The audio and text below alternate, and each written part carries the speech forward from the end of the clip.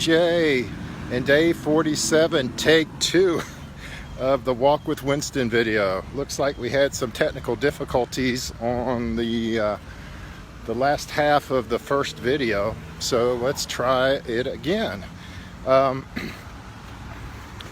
So the topic, when I first started the walking this morning, I was I've been really kind of down and not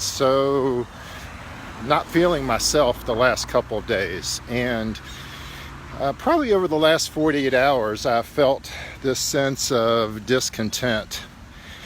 And so I really wanted to kind of mind that and understand more what was going on with me, because that's not my nature to be Debbie Downer, for lack of a better term.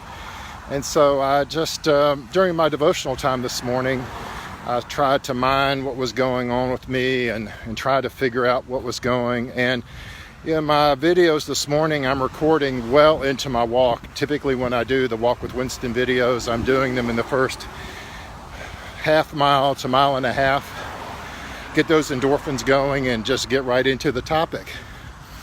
So I had a totally different topic ready to go today, and but I, just because of this last 48 hours of being in a bit of a funk, I decided to get more endorphins going and process my feelings a bit more carefully before I jumped on the video with you all.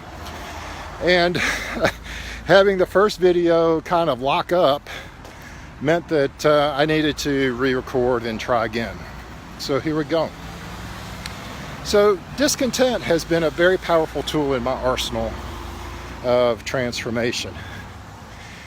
When you finally get fed up with your circumstance and you reach a certain threshold that you feel compelled to take action, that is such a powerful tool. At least it is for me. You just get fed up of being fed up, and you know that you must take action. And as a bit of a rebel spirit, I certainly appreciate that inner call that compels me to take action. But this weekend I noticed, probably starting after church on Sunday, I just started feeling very agitated about the world, and it was different than discontent somehow. I was feeling frustrated and agitated, and upon reflection, I noticed a pattern this weekend that I had not really happened to me in a while. I was on social media this weekend and engaging in some online communities that I'm a part of, and I started getting hooked by the stories of people who were starting and growing their online business presence. I got hooked by pictures on Instagram of tremendous physical transformation. I started, I don't know, these stories are very compelling and they hook you into it.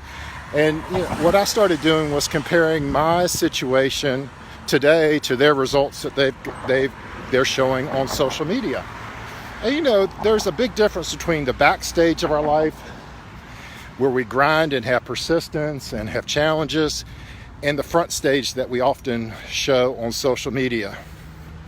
But these folks have had amazing results, and I'm very, very happy for them. But I don't know their history. I don't know how much they've had to grind and get through all the challenges that they've gone through. I just see the results on the front stage. And what it did for me was created even more thresholds. So that's a very, very positive thing in terms of amp up my determination. But I was also finding that it was stealing my joy in terms of my own excitement and momentum in my own journey, because I was comparing myself to them. I was saying, goodness, this person has transitioned from A to B, and it seems like a very seamless and effortless process on the outside. But you and I both know that that's not true. It took them a long time and a lot of determination to get to the results that they got. And that's what it's going to take for me too. I love my sister. She is a godsend to me. And on the walk this morning on our app, she was sharing some of her transformational results over the past year. And it wasn't in a bragging way. It was just kind of a reflection of, hey, do you know that it's been 90 days since we started our walks together? And look at how many more steps we're getting and how we're progressing to what seems like an impossible goal at the beginning of 2018. And not only is it in sight, we're going to crush that goal. There's no doubt in my mind that if we're healthy, as we're healthy through the end of the year, we're going to exceed our impossible goal from the beginning of the year in terms of overall step count. But what was even more amazing to me was looking at how she's lost over 60 pounds in the last 12 months. Now, how did she do it? Was it some kooky diet or some fad teaching that she was following? No. She's just taken consistent daily action, and she's experimented with things and tried them out and see what works for her and keep the things that work and reject the things that don't work.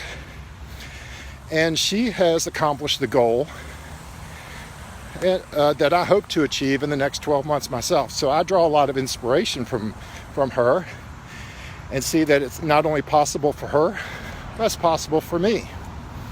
And so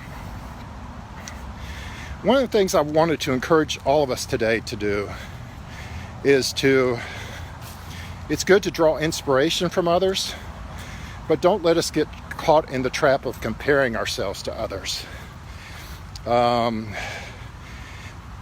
When we compare ourselves to their results, it masks all the hard work, determination, grit, and perseverance that they have to achieve their results.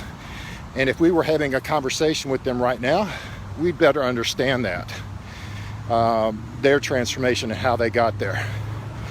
So I refuse to let comparison rob me of the joy of the transformational journey I'm on.